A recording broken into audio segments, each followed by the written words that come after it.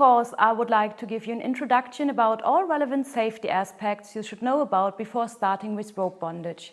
The contents of the course will be about rope materials, cutting tools, self-reflection, general safety advices, concrete anatomical safety advices, personal risk profile and how to communicate it, consent and communication, pain and pain processing strategies, and psychological aspects in T.R.E.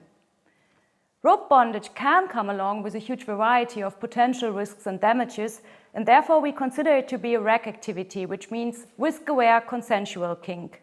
To enable you to make safe and satisfying experiences with rope bondage, we want to empower you with this course to know, assess and control all potential risks. Only by full consciousness you are able to act and play consensual. So enjoy this course and have fun!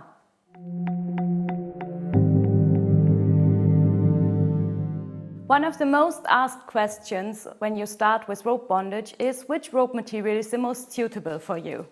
We can divide the rope materials into natural and synthetic fibers. So we have jute rope on the side of the natural fibers. Jute rope is having a twisted structure, as you can see here. And the twisted structure creates a great knot stability. It is very water sensitive, so it should not get washed too often. If you want to make sure you won't lose any carrying capacity, you shouldn't wash it even once. The second rope on the side of the natural fibers is hemp rope. Hemp rope also has a twisted structure and therefore also a very good knot stability. It appears a little more grayish in color. Jute rope appears more golden. The third rope on the side of the natural fibers is cotton rope. In contrast to jute and hemp rope, the cotton rope has a plated structure. The plated structure will expand under tension, and therefore the cotton rope is not very suitable for suspension because it will expand, and then the knots will get compressed and it will be hard to untie the knots. A huge advantage of cotton rope is that it is washable very often without a noteworthy loss of carrying capacity. And it is very soft in touch, so it is really good to use for sex bondage or decorative bondage, but not suitable for suspension. At the side of the synthetic fibers, we have polypropylene ropes first. They may appear like hemp rope, but actually they are plastic, and you can see that at the ends of the rope where they are melted. So this plastic rope is not very suitable for rope bondage because it is very stiff and it can easily create rope burn on your partner's skin when you pull it too fast over the skin. So you shouldn't use it for rope bondage, you shouldn't use it for suspension, but it can be a good option for water bondage because it is not damageable by water and you can wash it as often as you want. Nylon rope also has a plated structure and therefore it has the same disadvantages than cotton rope. It expands under tension and is not suitable for suspensions because the knots will get compressed and it will be hard to untie. Also, it easily creates rope burn because it's a synthetic fiber, but it's washable as often as you want without the noteworthy loss of carrying capacity, and it's very soft in touch. If you strive for shibari or even for suspension, you should choose between jute or hemp. There aren't major differences in case of usability between jute and hemp, but you should choose for your personal preferences. They differ in color and weight and smell, and it's in the end just personal preference. If you want to do floor bondage or sex bondage, you can also choose cotton rope or nylon rope, but please be careful if you use nylon rope for rope burn. The standard length of a rope is about 8 meters. That is a good compromise to have enough rope to already start a tie, but not too much to be focused only on pulling the rope. Most people will individualize the length of the rope to their partners after time. The standard diameter of the rope is about 5 or 6 millimeters. That's thick enough to carry a body and thin enough to make stable and flat knots. If you're a bigger body, we do not recommend to use thicker rope because your knots will come out bulky and will make pressure marks. So if you're a bigger body, you can use more wraps, but do not use thicker ropes. If your rope starts to fray or being unequally twisted, you should sort it out and do not use it anymore. Especially not for suspension, because it's not safe and its carrying capacity has been decreased. This is a very good example for an old rope. There are a lot of frays and it is quite unequally true. This would be a rope you can use for sex bondage or floor bondage, but definitely not for suspension anymore.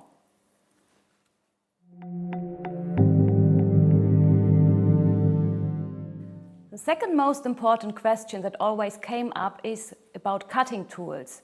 You should have a cutting tool from the very first bondage scene you are doing, but you should not only have it in your bag, you should have it ready to handy. It might sound trivial for you to train how to use a cutting tool, but when you are in an emergency situation, you might get panic and tunnel vision, and things you're doing confident in your daily life might get complicated in that situation. So train your cutting tool. A knife like that, without a hidden blade, can easily harm your partner because you can accidentally cut into someone's flesh. So knives like that aren't suitable to use as cutting tools. Medical scissors are safe to use as cutting tools because they have a rounded edge. You can see the rounded edge here, and they also have a hidden blade because of that rounded edge. But the blade is slippery and won't cut rope easily. So this might be an option to cut your rope, but after you've used it once, it will get stumped and you will have changed the cutting tool. Another option as a cutting tool is a textile scissor. A textile scissor also have a rounded edge, so it will be safe to use on someone's body, and the blade is jagged, so it is more easily to cut into the ropes. A textile scissor is only available with a short leverage, so it will be a little bit more complicated to cut because the force won't be transported as good as with a longer leverage, but as you can see, the blade is jagged and you will have a very good grip when cutting a rope. You can use it 1 up to 3 times, then it will get stumped too and you will have to buy another one. Rescue and belt cutters also are a very good option as a cutting tool because they also have a rounded edge and they are sharp like razor blades. As you can see, there are different versions of rescue cutters and belt cutters. They are both suitable to use as a cutting tool. And the good thing about using that tool is that you don't have to change the whole tool after using it once. You can only change the blade and keep the tool. So this is very suitable to use as a cutting tool for rope. If you have chosen a cutting tool, you should try it out at home, which means if you choose to use a scissor as a cutting tool, you should buy 3 or 5 one, because after trying it out, you will need to have a new one for your bondage scene. And when you have used it once, it will be stumped and you will need a new one. So buy more than one, and if you decide to use a rescue or belt cutter, buy new blades to change them after you used it.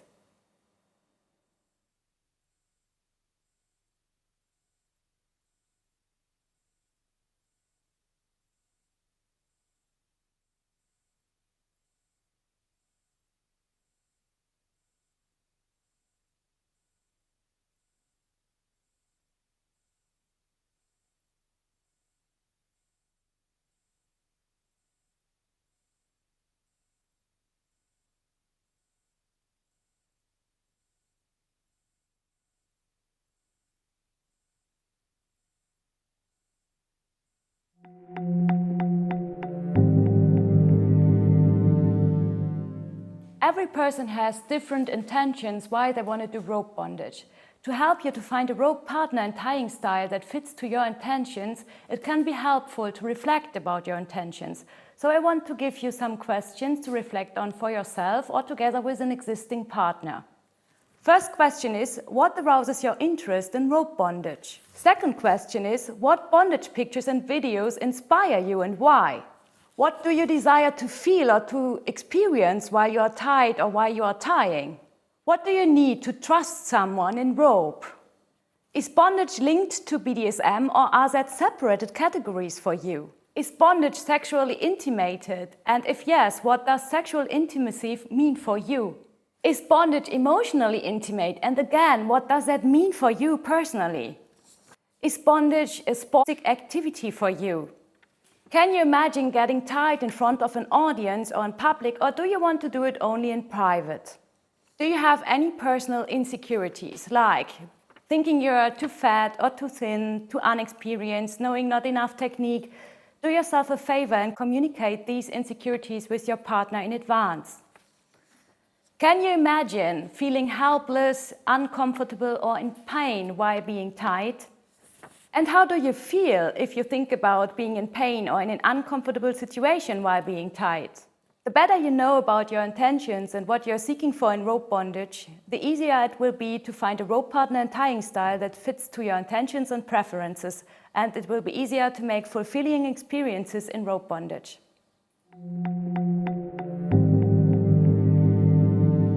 I want to give you some kind of general safety advice list you should always check before every time you tie with a person.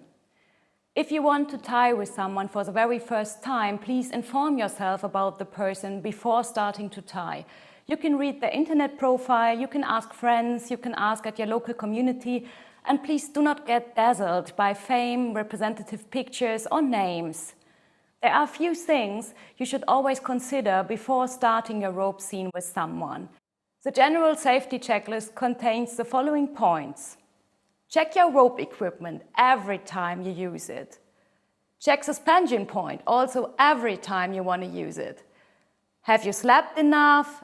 Have you ate and drank enough? That questions might sound trivial for you, but it's important to ask them. Do you feel emotionally and physically ready to tie and getting tied? That is also maybe a trivial question for you, but some days you feel better to get tied and some days you are not feeling so good. And it's important to communicate that in advance with your partner. Another question is, have you consumed any drugs? You shouldn't do rope bondage if you are under the influence of any drugs. Have you took any medication? Have you discussed your limits and expectations? And are you informed about the potential risks? I will talk about that in detail in the sections Creating and Communicating a Risk Profile and the section Consent and Communication. The last point on that checklist is, have you communicated about pre-existing diseases? Especially asthma, diabetes, and epilepsy are diseases you should communicate in advance. And if you have any emergency medications like this or like an inhaler, you should not only have it in your bag, you should also have it ready to handy. And that's the most important point, you should educate your partner how to use your medication. Because when you are tied up and need your inhaler, it will be very important that your partner knows how to handle it.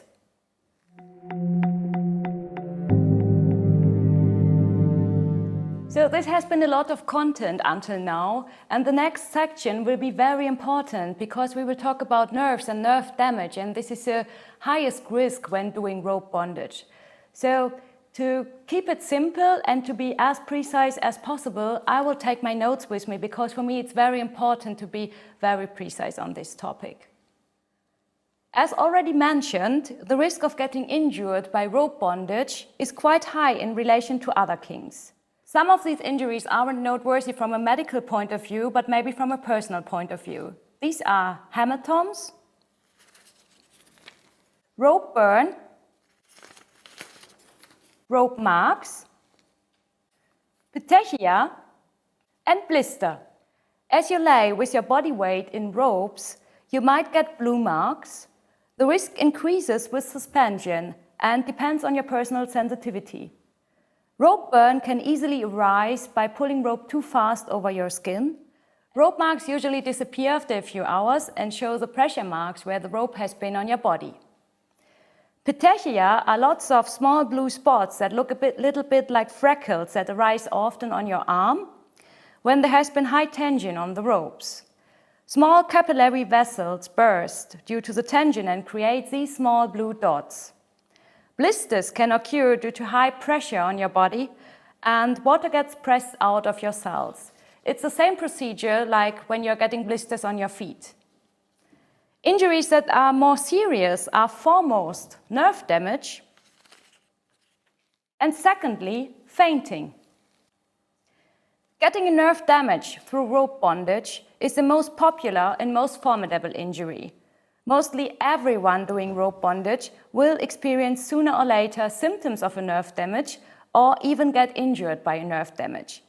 There is no way to fully purge the risk, but there are a lot of ways to decrease it.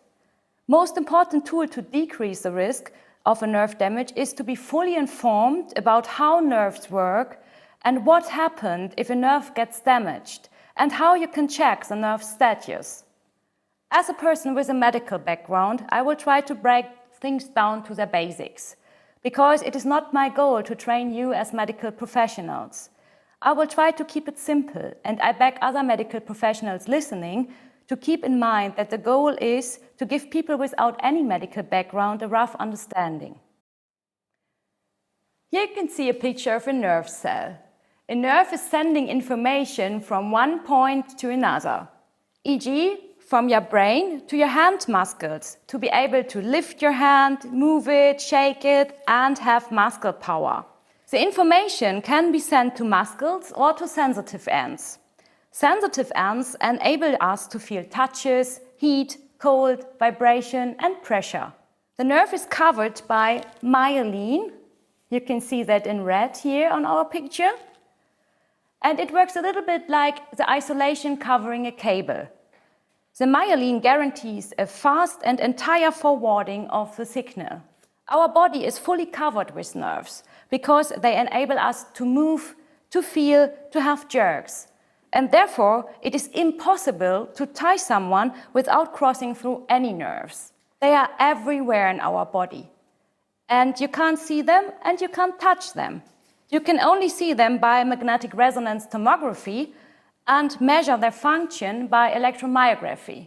In bondage, we are usually affected by nerve damages in the arms, which is a huge problem for most people in their daily lives when their hands are handicapped. A nerve damage in our case is a damage caused by compression. That means that the nerve got compressed too long, too strong, and its myelin got damaged, as you can see here in the picture. A damaged myelin can't guarantee the fast and entire signal forwarding anymore. Depending on whether the injured nerve has been a motor or sensory one, you will have symptoms of asthenia, which means you have a decreased muscle power, or symptoms of sensory loss, like a numb skin. A pending nerve injury does not come along with painful symptoms. It can even come along without any symptoms. And the first symptoms you notice will be already a loss of motor or sensory skills. Your only possibility to decrease the risk is to know about potentially dangerous areas to tie on and to know about hand function tests. Let's start with getting to know potential dangerous areas. We will focus on the arm, although it might be possible to get a nerve damage in your legs or feet, but the potential risk is really lower than getting a nerve injury in your arms. Of course, this is not statistical data. There aren't studies about rope bondage and nerve injuries, but it's empirical data, and that says clearly that the risk getting a nerve damage in your leg or feet is a lot lower than getting it in your arms. I will draw the 3 most important nerves on the arm. This is a very rough drawing, of course, and only an attempt to visualize things for you. Of course, this is not the exact course of the nerves. They have more intersections, and nerves will move when we move the arm. But it helps you to get an idea about potential risk areas. There are 3 major nerves innervating the arm, so all have its source in the spine. I will mark them in different colors, so let's do green for radialis, blue for medianus, and black for ulnaris. They all have their source here in the spine, and they will move down the neck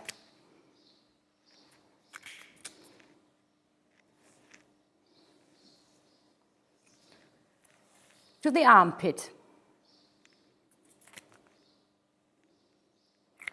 So their course is the same up to that point of the armpit. We can call this point the plexus brachialis. After that point, the nerves will have different courses. So, I said we take blue for medianus, and medianus has its course straight down the middle of the upper arm and the forearm. So you can remember medianus middle.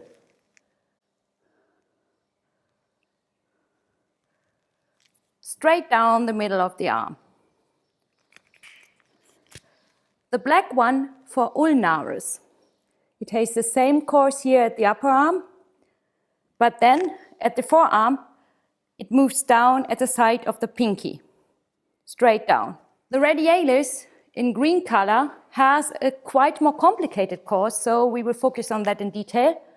It has the same course here at the upper arm, but somewhere underneath the half of your upper arm, it will turn to the outside and then move down your forearm on the side of your thumb. So, if we turn you to the back, you can see that somewhere underneath the half of the upper arm, your radialis will turn out, move around your elbow, and then move down at the side of your thumb, down the forearm. So let's mark potential risk areas. One potential risk area is around the wrists. At this part of your arm, all three nerves run very superficial, so it is easy to harm them. You have to consider that when tying handcuffs. Another potential risk area is the inside of your upper arm, because all three nerves run through that, and if you put the arm close to your body and rope will run through the body and the arm, there can be a pressure point by the rope which compresses the nerves at the inside of the upper arm. So this is also a potential risk area to keep in mind. The last potential risk area is here at your plexus brachialis, in your armpit. So that might be a potential risk area when you're tying chest harnesses, so everything that is arms-free, and having neck ropes. Because when there's a neck rope under tension, it can create too much pressure on all three nerves running through your neck, down into your armpit, and can lead into a temporarily paralyzed arm. So your potential risk areas are armpit, the inner side of your upper arm, and your wrists. So another potential risk area might be the outside of your upper arm, especially when your arm is in a TK position. So we will turn the arm in a TK position. Some of the already marked potential risk areas are still visible, like the wrists. But at your upper arm, you won't see that much dangerous areas here on the outside. You can see the turn of the radialis to the outside of the arm somewhere here in the lower half of the upper arm, but it might also be here or there. It depends on your individual anatomy where it turns to the outside.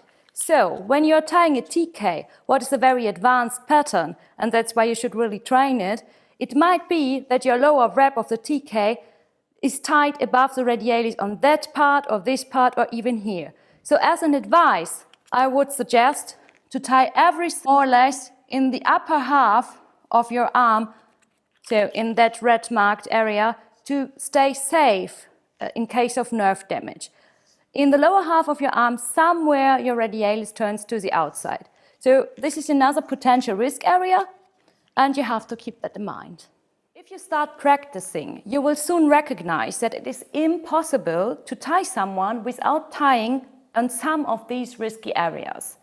There is no need to keep them fully untied, but there is a need to tie with special attention to have flat rope, no torsions in the rope, no knots on potential pressure points, and good tension, so not too loose and not too tight. You can check the function of your hands by giving a thumbs up, by pressing your wrist backwards on the upper side of your forearm, by clenching fists, by open and close your hands, and by touching every finger with your thumb to check your sensitivity.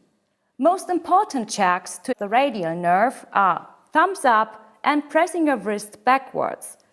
If you aren't handicapped in doing that, your motor skills are perfectly fine.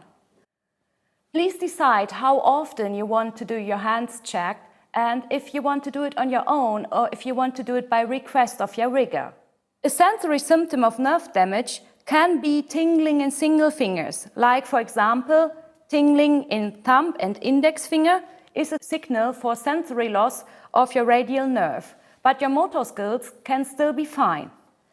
Tingling in single fingers should always be communicated because it is for sure a nerve damage symptom. Tingling in your whole hand is mostly a symptom of blood stasis. This is a normal physical reaction, and the blood stasis is medically not noteworthy if you don't keep it for one whole day. Although it isn't alarming in a medical point of view, it might be a problem for you to do your hand checks. Because if your whole hand tingles, you can't notice when single finger starts to tingle. You can only check your motor skills. You have to answer for yourself and together with your partner how you want to deal with that situation when you can't check your hands for sensitivity loss anymore because your whole hand is tingling in case of a blood stasis. That is a very important question to discuss in advance. The most common nerve damage is the so-called falling hand, where your wrist can't bend backwards anymore. So this movement isn't possible anymore. You can't give thumbs up, you can't move your wrist backwards because your muscles don't get complete information from your nerves anymore. The injured nerve is your radialis. It might be that you will be fully recovered after a few hours, but also days or weeks might be needed to recover. So this is a really serious injury. As a rule of thumb, the longer the compression has endured, the longer the nerve damage will endure. The sooner you recognize a problem, the sooner you relieve the compression, the sooner you will be recovered. That's why you should do your checks regularly during your tying scene and communicate promptly if you're recognizing any problem or are feeling insecure about the status of their nerves. If it happens anyway that you got a nerve damage, please don't feel guilty. And please avoid any form of further compression. So don't massage, don't tie as long as the injury is present. Please care for each other. Talk about the injury, talk about how you feel with that damage. And please avoid randomly taking any medications like painkiller. There isn't any medication that helps the nerve to recover faster. And if you don't have pain, and usually you don't have pain when you have a nerve damage, it is not needed to take any painkiller. If you feel safer with that, visit your doctor and tell him honestly what happened. The doctor can check the degree of nerve damage by doing an electromyography or can send you to a physiotherapist to work on recovering your motor skills. And the last and most important advice is be patient.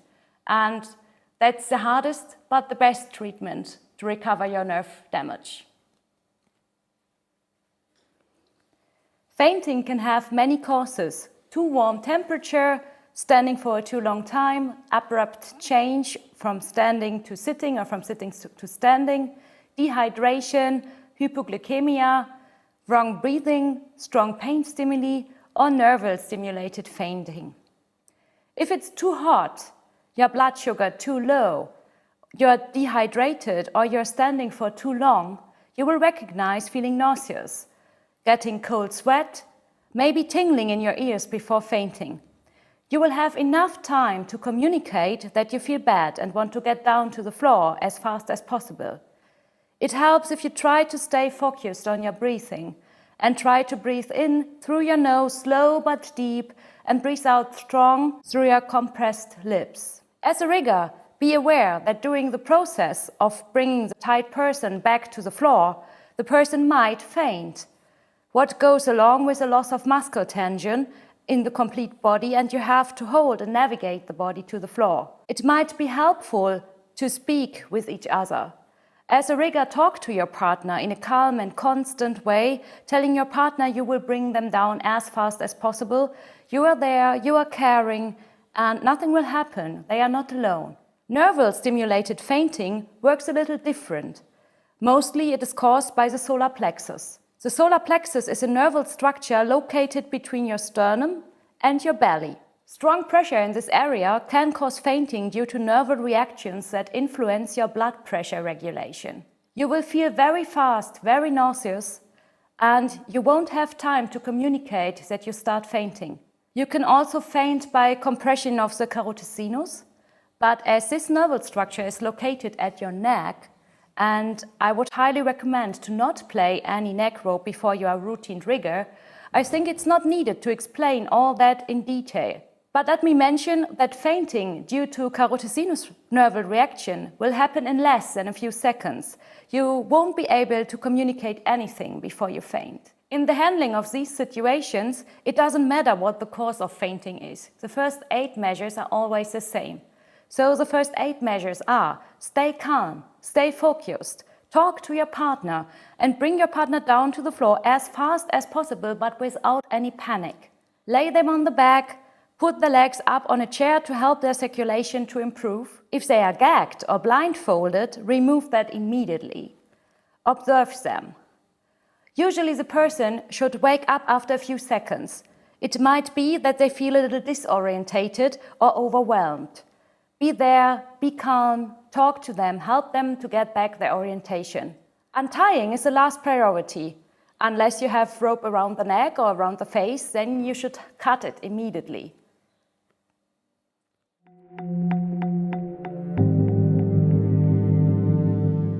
The next section is about how to create and communicate a personal risk profile. The responsibility in rope bondage is always shared. Both participating partners have to be responsible for themselves and for their partner. Both are responsible to communicate their limits, status and readiness to assume risk. It might be that for some people it might be worth a great session to condone a nerve damage, but for others it might be their biggest fear to get a nerve damage. That's why it is so important to have a personal risk profile, but also to share it with your partner. I would recommend that the profile with a lower readiness to assume risk always should be the one that guides you. A chain is only as strong as its weakest link.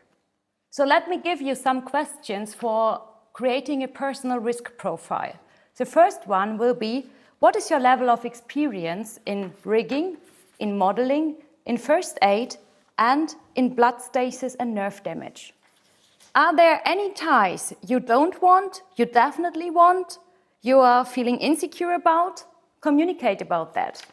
Do you want suspension? And if you want to do suspension, do you want to do static or dynamic poses? Do you want a time limitation for your time being suspended? As you have already learned, it is important if you want to check your hand function self-determined or by request of your rigger. You should communicate that in advance of your session. How frequently do you want your hands to get checked, or how frequently do you want to check your hands on your own? What and how do you want to communicate during the process of tying?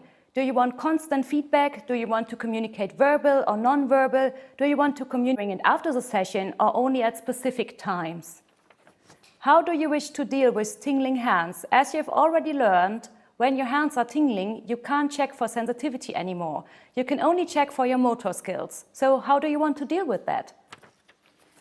Do you have special anatomical needs like slipped discs, artificial joints or implants? Communicate that in advance, because maybe you have to adapt your ties.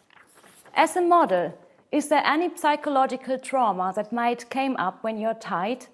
And if you're in subspace, is it still possible to monitor yourself and your hand functions? Think about that in advance.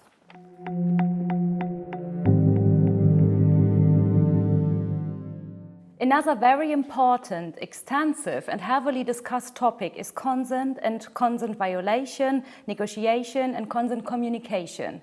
So let's talk about that.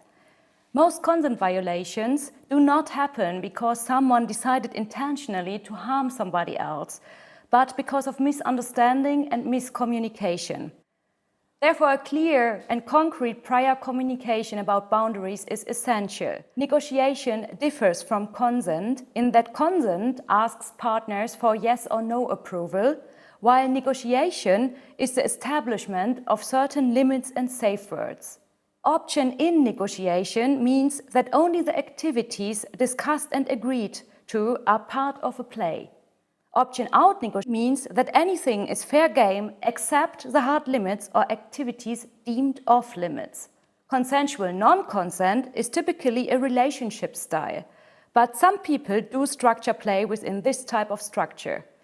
This is where the person in authority makes the decisions, and the person giving up the authority obeys even if they don't want to. It is advisable to establish expansive and detailed consent negotiation before a scene, a session of interaction, starts between everyone involved. In this negotiation, we share things we consent to and what we would like our partners to consent to. A point someone doesn't want to consent to can be discussed, and often a middle ground can be found. It's not a coercion. It's not a tit-for-tat exchange. It's a mutual discovery of where everyone overlaps in their desires. And I want to give you some questions to think about your consent style. So, have you shared your risk profile and have you think about your preferred style of communication? Reflect about your role. It's a common misbelief that the one who's tying is the active part and the one who's getting tied is the passive part. First and foremost, both partners do actively participate in a bondage scene. Nobody is passive in a sense of motionless condoning.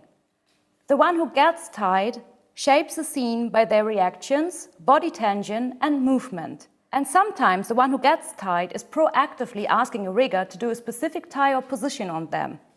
In such a situation, the one who gets tied is clearly not the one who is in a receiving role. But most people would assume the rigger as giving or taking, and the one who gets tied as the one who is allowing or receiving.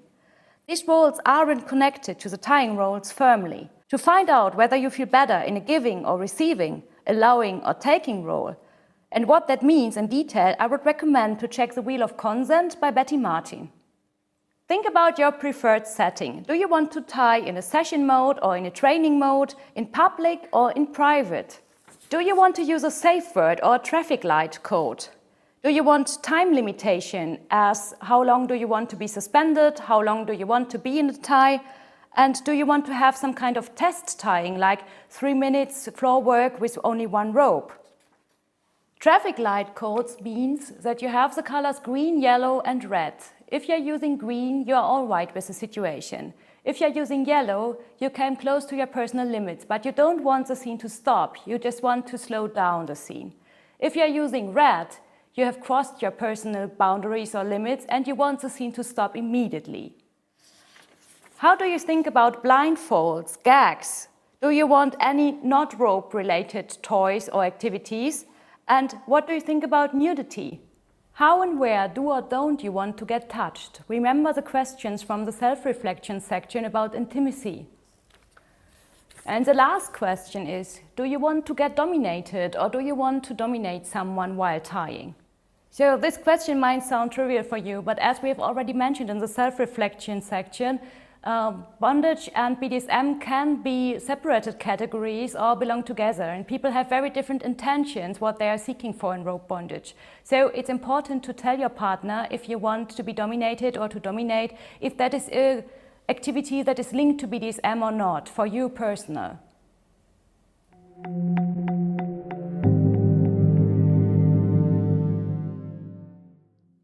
A very frequently asked question in rope bondage is whether you can know if something is bad or good pain. This sounds like a complicated question, but in the end it isn't that complicated. Your body is very much more independent from your ratio than you might think. And your body knows on its own what is good and what is bad pain. So I have drawn a little flowchart for you to show you how the different pain strategies in the body work. First of all, pain is always only an information. Your body wants to get aware of the sensation that is coming. But if that is a pain that sends an information that there is serious danger and the potential injury might come up, then your body will react knee-jerkingly. And there will be adrenaline sended and you will feel panic, and your muscles will defense and will increase tension, and you immediately want to escape the situation. That kind of pain and pain processing is always a kind of bad pain. So in this situation, when you feel that kind of pain and getting panic, you should always change the tie immediately or untie and escape the situation. But if there is a pain information that makes you feel discomfort, or just itching and biting or pressing, then it's just an information to keep observing the situation. Your body wants to tell you should observe the situation, you should observe the pain, but it's not a knee-jerkingly reaction that is needed, because this is only to make you aware there might be danger, potentially dangerous situation. So in this kind of pain situation, You can make a decision on your own, whether you want to stand that pain or not and how long. Sometimes it is needed to tell your partner where it hurts and how long you can stand the pain or want to stand the pain. But it's a conscious decision you can take on your own. This kind of pain is what we can call good pain or potentially good pain. It depends on you whether this is good pain or not, but it is definitely not life-threatening or not a sign of a potential injury. So it is not bad pain at all. In this kind of pain situation, you can use breathing techniques to improve the situation. So you should breathe in slow and deep through your nose for 4 seconds and then hold your breath for 7 seconds and breathe out slow and deep for 8 seconds. If you repeat that 3 times, you will be astonished how relaxed and calm your body will become. And this can be a good strategy to deal with a pain you're not suited to. Another pain processing strategy is tongue relaxation. Your tongue and your mouth are connected to your whole body. If your tongue is tensed, your whole body is tensed. But if you start relaxing your tongue actively, get relaxed. And the more relaxed you are, the easier it will be to stand the situation. So, do not try to think too much about what is good or bad pain. Your body already knows about that. If you feel you can decide about whether it's good or bad pain, it will be potentially good pain because you have time to decide about that. But if you feel you need to escape very soon, it will be bad pain. Listen to your heart, listen to your body. Your body knows.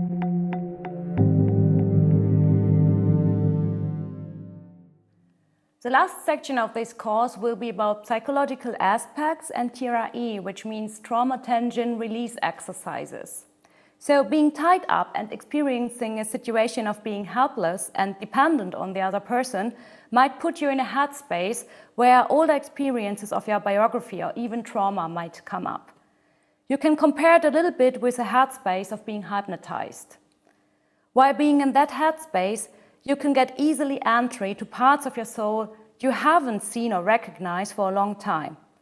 That can be a very positive experience, but also a scary one. Experiencing injuries can also be a very scary one, and no matter how deep you have been informed on a theoretical base, you will anyway be frightened if your experience is practical. Therefore, the experience of an injury through bondage might be a traumatic or frightening experience for you. It is very helpful to have a tying partner with whom you can imagine to speak about those feelings and psychological flashbacks. You should ask yourself before you decide with whom you tie and what you want to tie, whether you can imagine to have that trust level and to talk about these topics, because then you can decide how deep you want to dive into the tying scene or how risky the stuff should be you will try out. You might experience shivering after you've been getting tied. That is a normal physical reaction and does not necessarily have to have something to do with being cold. It might have been a natural mechanism of stress relief we do also call tension trauma release. Trauma does not necessarily have to be associated negatively. Trauma is any form of stressful impact that procures into freezing, fainting, or fighting. So, if your body experiences a stressful impact, you will start fighting, freezing, or fainting. In bondage context, it will be mostly fighting because your muscle tension will increase. Maybe at some point you will find acceptance and your tension relieves and you let go. But up to that point, it's just a natural process to react with higher muscle tension or freezing or fainting. After certain muscle groups got stressed and stretched, a phase of relaxation will follow. In that phase, the body starts to shiver because the deep psoas muscles get activated to shake the stress the body experienced out of the body. A lot of animals react in that way, and children naturally react like that. But adult humans are too much in control about their bodies to experience this natural mechanism of stress relief. You can discover the shiver experience also without getting tied by practicing trauma and release exercises. Tension and trauma release exercises is a simple yet innovative series of exercises that assists the body in releasing deep muscular patterns of stress, tension, and trauma. Created by Dr. David Berceli, T.R.E. safely activates a natural reflex mechanism of shaking or vibrating that releases muscular tension, calming down the nervous system. When this mechanism is activated in a safe and controlled environment, the body is encouraged to return back to a state of balance. You can search on the internet for some T.R.E. exercises and try them out at home in a safe and controlled environment.